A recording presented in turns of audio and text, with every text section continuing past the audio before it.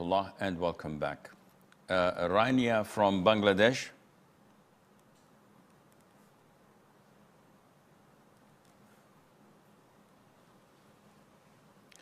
Raina?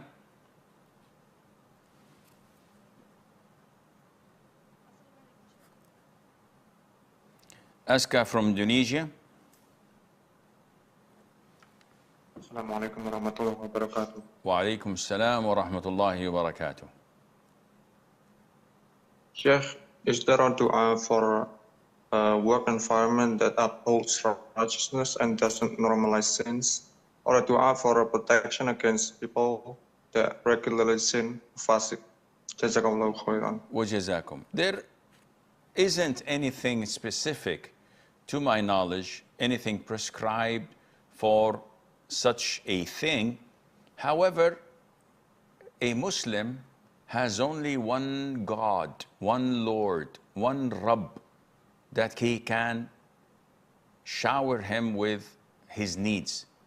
Anytime you are in salat, you're at the preferred times of dua between adhan and iqamah, you're at the last third of the night, it's raining, it's the last hour of Friday before sunset, you can make dua asking Allah Azza wa Jal to grant you a good environment, a sinless environment where you would get closer to Allah without falling into sin, and such general dua is accepted.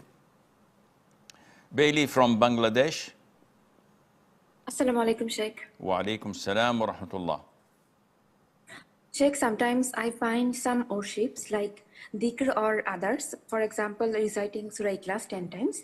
I hear them from other Salafi Sheikhs, but later I find that you said that it's not authentic. I mean, I know about Ikhtilaf, but my question is that as I'm following only you, so when I find any dhikr posted by other Sheikhs or from their books, can I do these worships and hope for the reward? As I don't know that I cannot tell.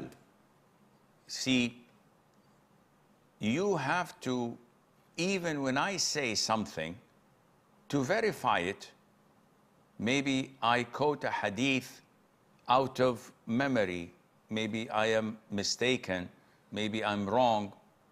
Most likely I won't be, inshallah. And I try my level best not to say any hadith that is weak. But it happens, we're humans. So as a student of knowledge, you don't follow people blindly. No one is above the law. So you can't say, oh, Shaykh said so-and-so. So what? I have to cross-reference it with the Quran and with the Sunnah. We can't blindly follow people, even great scholars, by saying, oh, the Shaykh said this individual is deviant and bad. We have to cross him out. Maybe the Shaykh has beef with that person. Maybe he hates his guts. Maybe there is a financial dispute. You have to do your homework.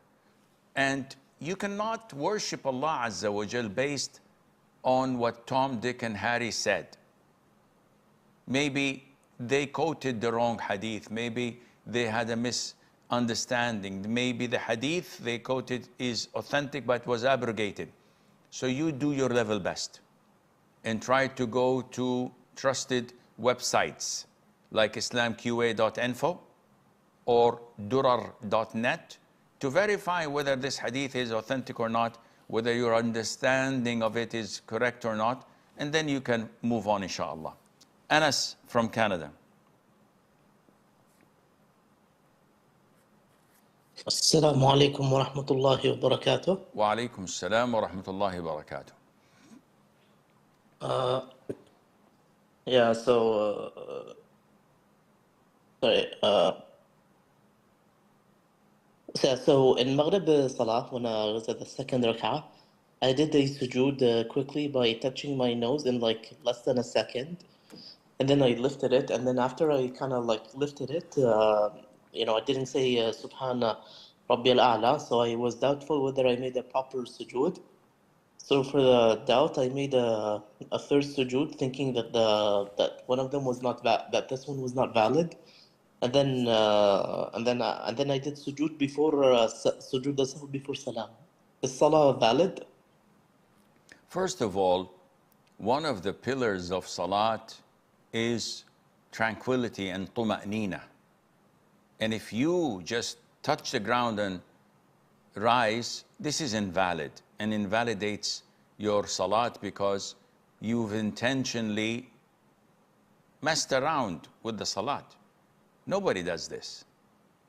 And the Prophet described such a prayer to be the prayer of the hypocrite, as he said, sallallahu alayhi wa alihi wa sallam. However, due to your ignorance of the ruling, if you've repeated it and then offered the sujood as-sahu at the end of the salat, inshallah your prayer is valid, but you have to be more careful next time. Bearing in mind that sujood as-sahu for such a mistake should have been after the salam, not before it. But again, due to your ignorance of the rulings of Islam, inshallah the prayer is valid.